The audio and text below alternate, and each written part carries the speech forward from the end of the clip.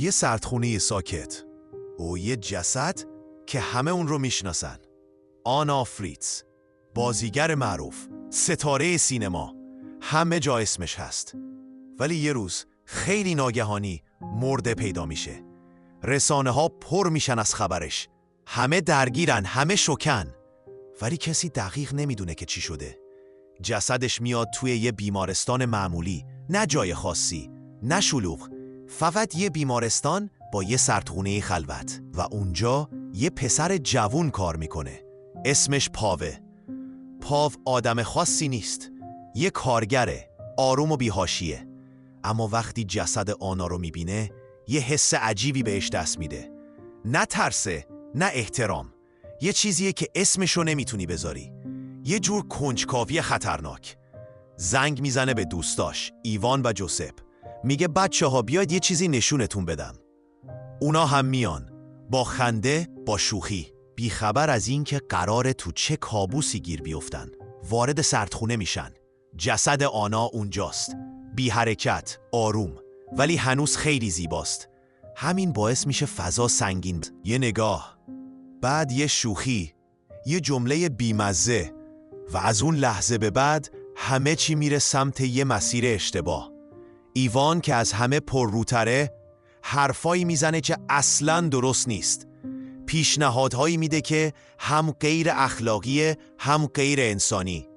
پاو و جوزپ نمیدونن چی کار کنن.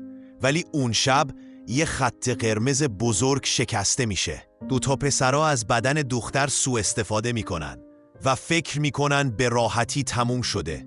ولی یهو آنا چشماشو باز میکنه. آره، اون زنده است و اون لحظه است که همه چی برمیگرده.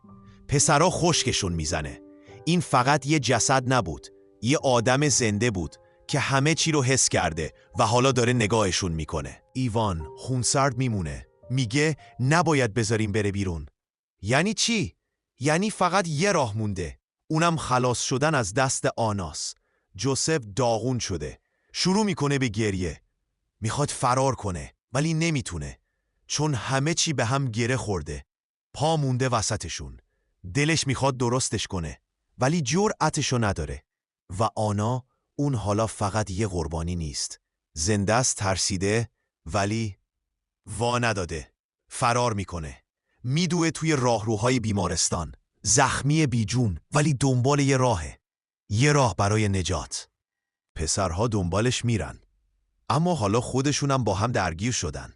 هیچ اعتمادی بینشون نمونده. ایوان فقط میخواد همه چی تموم شه. جوزپ میخواد از این جهنم خلاص شه. و پاو هنوز نمیدونه باید چی کار کنه. همه چی داره به هم میریزه. فیلم توی یه فضای بسته اتفاق میفته. ولی فشار روانیش سنگینه. نفسگیره. آنا دست تنها ولی سرسخته. هم برای زنده موندن میجنگه، هم شاید برای انتقام. درگیری بالا میگیره.